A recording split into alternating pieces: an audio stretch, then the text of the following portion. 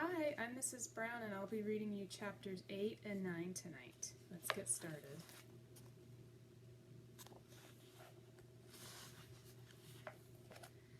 On land, the old fisherman stopped to light a pipe, and then with the pipe clenched between his teeth he walked home, carrying Edward atop his left shoulder as if he were a conquering hero.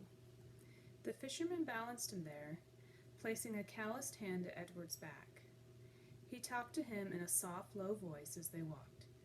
"You'll like Nellie, you will," said the old man. "She's had her sadness, but she's an all-right girl." Edward looked at the small town blanketed in dusk, a jumble of buildings huddled together, the ocean stretching out in front of it all. And he thought that he would like anything and anybody that was not at the bottom of the sea. "Hello, Lawrence," called a woman from the front of the shop. "What have you got?" "Fresh catch," said the fisherman. "Fresh rabbit from the sea." He lifted his cap to the old lady and kept walking. "There you are now," said the fisherman.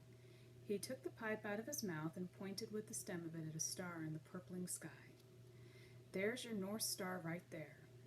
Don't never have to be lost when you know where that fellow is." Edward considered the brightness of the small star. "Do they all have names?" he wondered. "Listen at me," said the fisherman, "talking to a toy. Oh well, here we are then." And with Edward still on his shoulder, the fisherman walked up a stone-lined path and into a little green house. "Look here, Nellie," he said. "I brought you something from the sea." "I don't want nothing from the sea," came a voice. "Aw, now, don't be like that, Nell. Come and see, then." An old woman stepped out of the kitchen, wiping her hands on an apron. When she saw Edward, she dropped the apron and clapped her hands together and said, "Oh, Lawrence, you brung me a rabbit." "Direct from the sea," said Lawrence.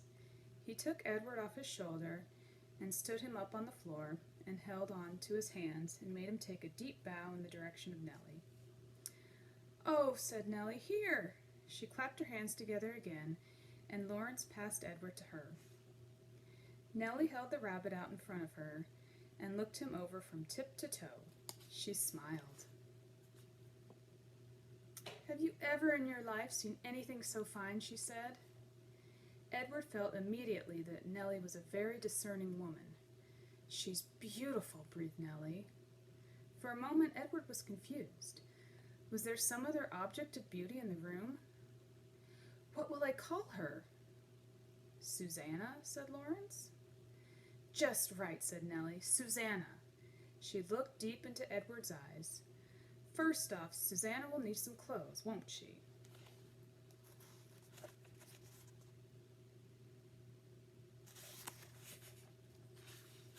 Chapter 9.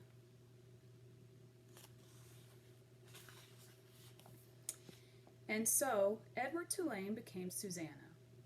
Nellie sewed several outfits for him: a pink dress with ruffles for special occasions, a simple shift fashioned out of a flower-covered cloth for everyday use, and a long white gown made of cotton for Edward to sleep in. In addition, she remade his ears, stripping them of the few pieces of fur that remained and designing him a new pair. "Oh," she told him when she was done, "you look lovely." He was horrified at first. He was, after all, a boy rabbit. He did not want to be dressed as a girl, and the outfits, even the special occasion dress, were so simple, so plain. They lacked the elegance and artistry of his real clothes. But then Edward remembered lying on the ocean floor, the muck in his face, the stars so far away, and he said to himself, "What difference does it really make? Wearing a dress won't hurt me." Besides, life in the little green house with the fisherman and his wife was sweet. Nellie loved to bake, and so she spent her day in the kitchen. She put Edward on the counter and leaned him up against the flour canister and arranged his dress around his knees. She bent his ears so that he could hear well. And then she set to work, kneading dough for bread and rolling out dough for cookies and pies. The kitchen soon filled with the smell of baking bread and with the sweet smells of cinnamon and sugar and cloves. The windows steamed up, and while Nellie worked, she talked. She told Edward about her children, her daughter Lolly, who was a secretary, and her boys, Ralph, who was in the army, and Raymond, who had died of pneumonia when he was only 5 years old. "He drowned inside of himself," said Nellie. "It's a horrible, terrible thing. The worst thing to watch somebody you love die right in front of you and not be able to do anything about it. I dream about him most nights." Nellie wiped at her tears with the back of her hands. She smiled at Edward. "I suppose you think I'm daft, talking to a toy, but it seems to me that you are listening, Susanna." And Edward was surprised to discover that he was listening. Before, when Abilene talked to him, everything had seemed so boring, so pointless. But now, the stories Nellie told struck him as the most important things in the world, and he listened as if his life depended on what she said. It made him wonder if some of the muck from the ocean floor had gotten inside his china head and damaged him somehow. In the evening, Lawrence came home from the sea, and there was dinner, and Edward sat at the table with the fisherman and his wife. He sat in an old wooden high chair, and while at first he was mortified, a high chair, after all, was a chair designed for babies, not for elegant rabbits, he soon became used to it. He liked being up high, looking out over the table instead of staring at the tablecloth as he had at the Tulane household. He liked feeling like a part of things. Every night after dinner, Lawrence said that he thought he would go out and get some fresh air, and that maybe Susanna would like to come with him. He placed Edward on his shoulder, as he had the first night when he walked him through town, bringing him home to Nellie. They went outside, and Lawrence lit his pipe and held Edward there on his shoulder. And if the night was clear, Lawrence said the names of the constellations one at a time.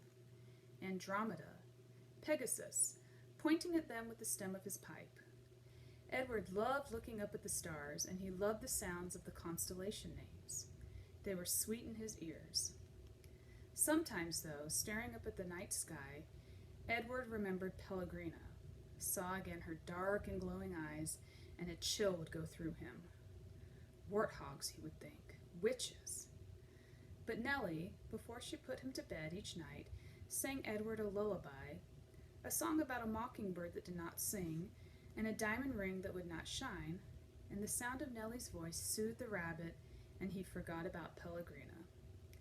Life, for a very long time, was sweet. And then Lawrence and Nellie's daughter came for a visit.